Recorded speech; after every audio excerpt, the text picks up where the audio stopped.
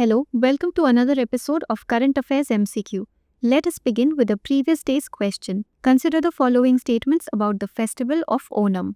1. It is a harvest festival of Kerala, celebrated in honor of the homecoming of King Mahabali. 2. The festival is observed in the month of Chingam of the Malayalam calendar. 3. Celebrations include Vallamkalli, Pulikalli, and the grand Onam Sadhya feast. 4. In the legend associated with Onam, King Mahabali is remembered as a benevolent ruler, unlike the usual portrayal of Asuras.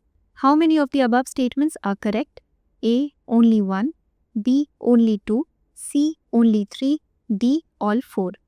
The correct answer is D. Onam is the major harvest festival of Kerala, celebrated to honor the annual homecoming of the Asura king Mahabali, who was remembered for peace and prosperity in Kerala. Hence, statement 1 is correct.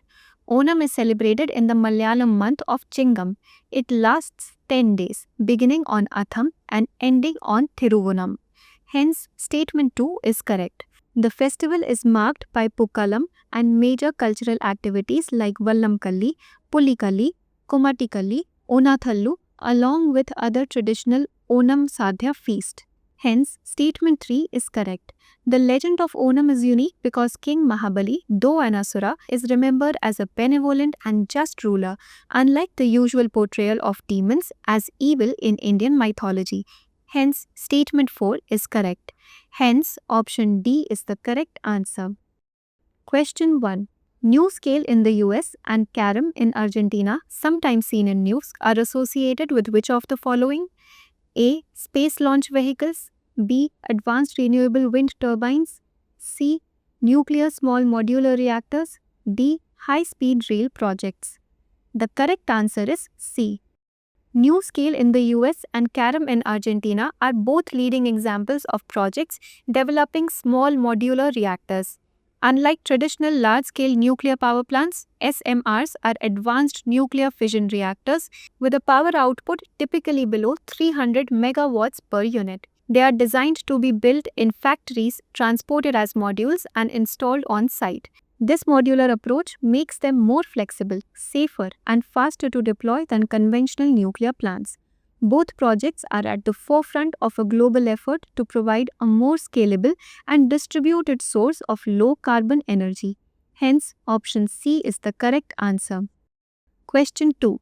With reference to custodial torture in India, consider the following statements. 1.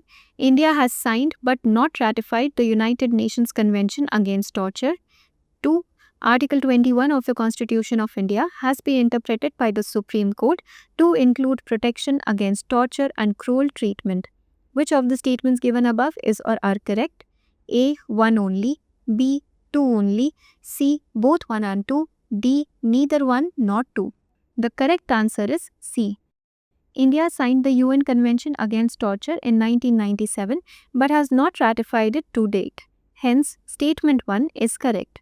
Though the Constitution does not explicitly prohibit torture, the Supreme Court has interpreted Article 21 to include protection against torture, inhuman and cruel treatment. Hence, statement 2 is correct. Hence, option C is the correct answer. Question 3. This ancient city, whose name translates to Mound of the Dead, was one of the southernmost ports of the Indus Valley civilization. Located in modern-day Gujarat between the Bhogavo and Sabarmati rivers, it is renowned for its sophisticated dockyard. Identified in 1954, it is a candidate for UNESCO World Heritage status. Which archaeological site is this? A. Dholavira, B. Kalibangan, C. Lothal, D. Rakhigadi. The correct answer is C. Lothal is one of the southernmost sites of the Harappan civilization, located in the Bhal region of Gujarat between the Bhogavo and Sabarmati rivers near the Gulf of Khambat. The name Lothal in Gujarati means Mound of the Dead, similar to Mohenjo-daro in Sindhi.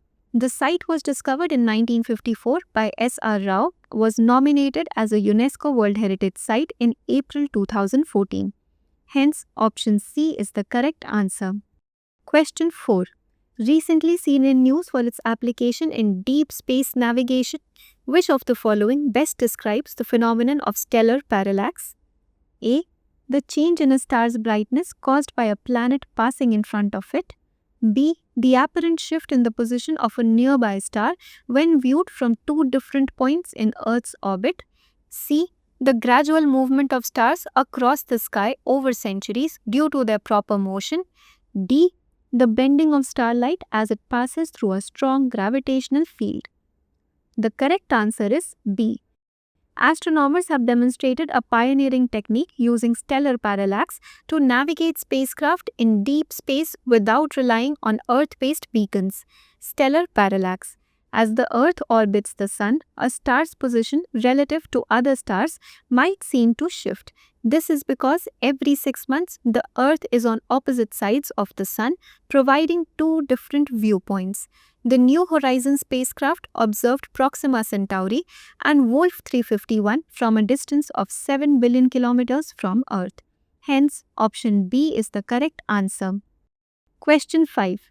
With reference to India-Japan relations, consider the following statements. 1. India and Japan established diplomatic relations in 1952 through a post-World War II peace treaty. 2. The partnership has been upgraded over time from a global partnership in 2000 to a special strategic and global partnership in 2014 and is guided by India-Japan Vision 2025. Which of the statements given above is or are correct? A. 1 only. B. 2 only. C. Both 1 and 2. D. Neither 1 nor 2. The correct answer is C. India and Japan established diplomatic relations in 1952 through a separate treaty of peace signed on 9 June 1952, which formally restored peace and relations after World War II. Hence, statement 1 is correct. The relationship has been progressively upgraded. Global Partnership in 2000, Strategic and Global Partnership 2006, and Special Strategic and Global Partnership 2014, with the India-Japan Vision 2025 providing a roadmap for deeper strategic cooperation. Hence, statement 2 is correct. Hence, option C is the correct answer. Question 6. The introduction of private environmental auditors under Environment Audit Rules 2025 is most closely analogous to the role of A. Company secretaries in corporate compliance, B. Chartered accountants in financial auditing, C. Legal advisors in contract enforcement, D. Ombudsman in grievance redressal. The correct answer is B. The role of a private environmental auditor, as described, is most analogous to that of a chartered accountant conducting a financial audit. The rules create independent, certified, private environment auditors who are licensed to verify compliance, structurally analogous to how chartered accountants are certified professionals who conduct independent financial audits. These auditors are accredited by a designated agency assigned independently and supplement regulators, mirroring the third-party assurance role CAs play for companies' accounts. Hence, option B is the correct answer. Question 7. Recently, the region of Kayes was in the news. It is associated with which of the following? A. It is a gold mining and trade corridor region in western Mali affected by armed group activity. B. It is a disputed border region between Ethiopia and Eritrea known for recurrent ethnic conflicts. C. It is the coastal area of Mozambique where offshore gas exploration projects have been disrupted by insurgent attacks. D. It is the desert belt in Niger rich in uranium deposits facing local protests against French mining companies. The correct answer is A. Kayes region in the western Mali produces nearly 80% of the country's gold and is also rich in lithium. It was recently targeted by terror group JNIM through raids on foreign-run mining projects, particularly Chinese companies. Its strategic location as a trade corridor to Senegal makes it economically vital, which is why attacks undermine Mali's government and foreign investments. Hence, option A is the correct answer. Question 8. With reference to the role of the governor in state universities, consider the following statements. 1. The governor of a state is the ex officio chancellor of all state universities in that state. 2.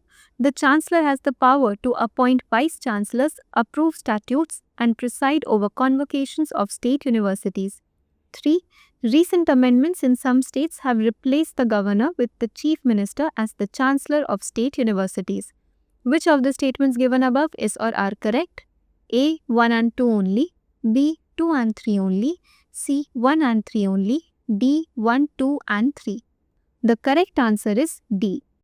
Traditionally, the governor is the ex officio chancellor of all state universities in their state, which includes powers like appointing vice chancellors and approving statutes. Hence, statement 1 is correct. The chancellor's role is mostly ceremonial, but also involves oversight and final approval on key university decisions. Hence, statement 2 is correct. States like West Bengal, Tamil Nadu, and Kerala have passed legislation replacing the governor with the chief minister or other authorities as chancellor, citing university autonomy. Hence, statement 3 is correct. Hence, option D is the correct answer.